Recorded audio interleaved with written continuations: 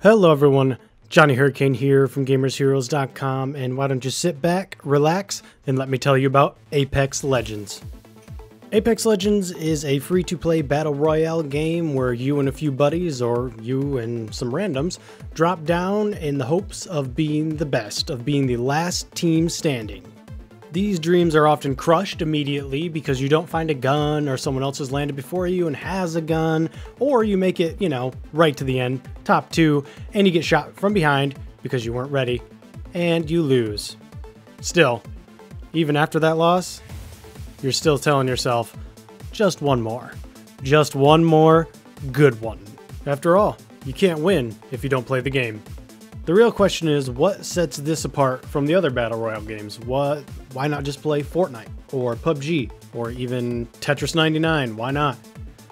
To me, it is the characters. They do make a big difference because each of them has their own unique ability that can be used in certain situations effectively or poorly, depending on where you are and who you're playing. Caustic, for instance, can toss out poison balloons basically. If any enemy gets in proximity of them, they pop out poison gas, which is hard to see through and damages enemies. Also, Caustic can see through the poison, giving him an advantage over his enemies. Obviously, this is useful for defensive play, as well as tight corridors or tight buildings. Meanwhile, Bloodhound has the ability to detect enemies that are close and see enemies that have recently come through the area. This makes it good for tracking enemies, following enemies, or even flanking enemies. The characters are great, but the other big thing is the ability to ping. This is a very simple concept that I'm so surprised has not been used before, or at least not used as effectively as it is used here. This is just a one-button click. If there's an enemy there, it goes red. If it's not, it's like, hey, this is the way I want to go. It's really simple to use, and I was actually playing Anthem right after playing this, and I was sitting there thinking like, wow, this could use a ping system. And now I think a lot of shooters could really use the ping system. It's something that's super simple. The other advantage is that it gives you the ability to communicate without using a microphone.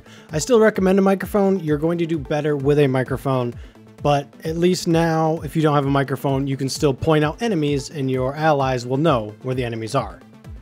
One of the other big things is the movement of the game. There are zip lines all over the place designed to get you from point A to point B quickly. Not always going to be the cleanest thing. Sometimes you'll get shot midair, but still, the option is there for those who want to take it. The other thing is sliding in this game.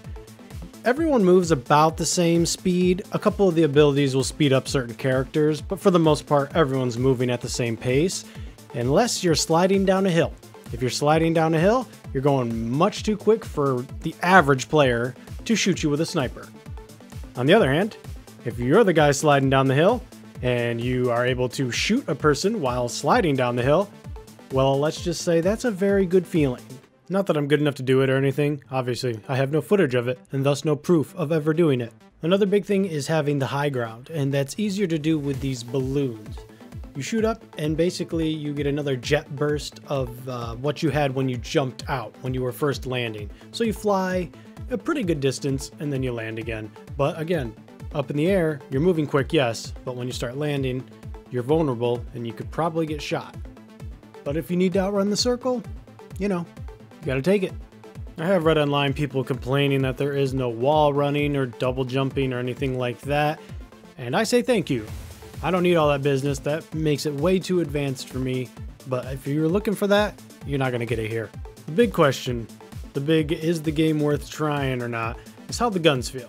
After all, if the guns feel like crap, the game's not going to be that good. I feel like the guns play good and also feel good to use, which is important to me. There are a couple of notable exceptions, and the sniper bullet drop-off seems extreme in this game, but I'm also a bad sniper, so what do I know? As long as you find the mods for most of the guns, you will be able to use them effectively. What I mean by they feel good is they feel like how I'd expect a gun to feel. An LMG is strong. Takes a while to rev up, but once it gets there, it's devastating.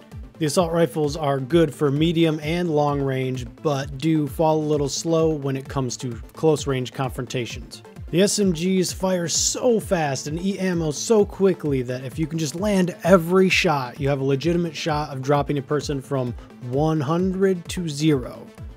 Of course, if you miss a couple of shots, that's it.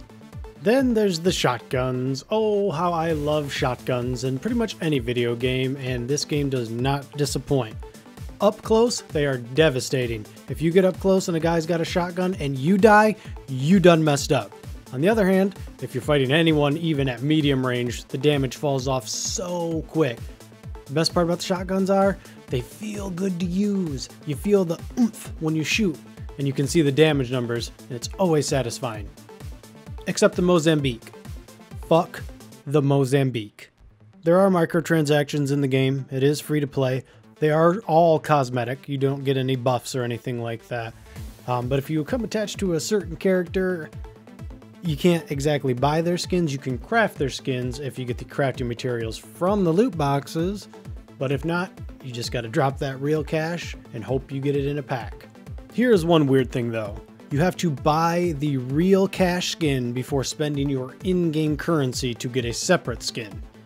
I'm not sure who thought that out, but at the moment, if you own both characters and you don't want to spend real money, you don't really have anything to spend your in-game currency on. I think this will be fixed when the the equivalent of the battle pass comes to Apex, which I believe is coming in March.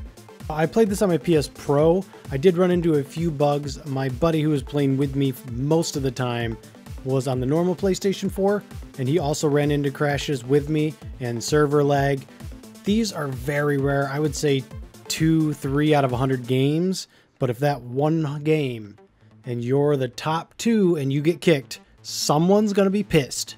Though I entered the game as a skeptic, I left being convinced that it is the best battle royale on the market currently. Now it is up to Respawn to keep the hype alive and keep updating it. Alright, that will do it for me. If you liked what you saw and got what you needed, like, comment, subscribe. See you guys in the next video. Later, Gators.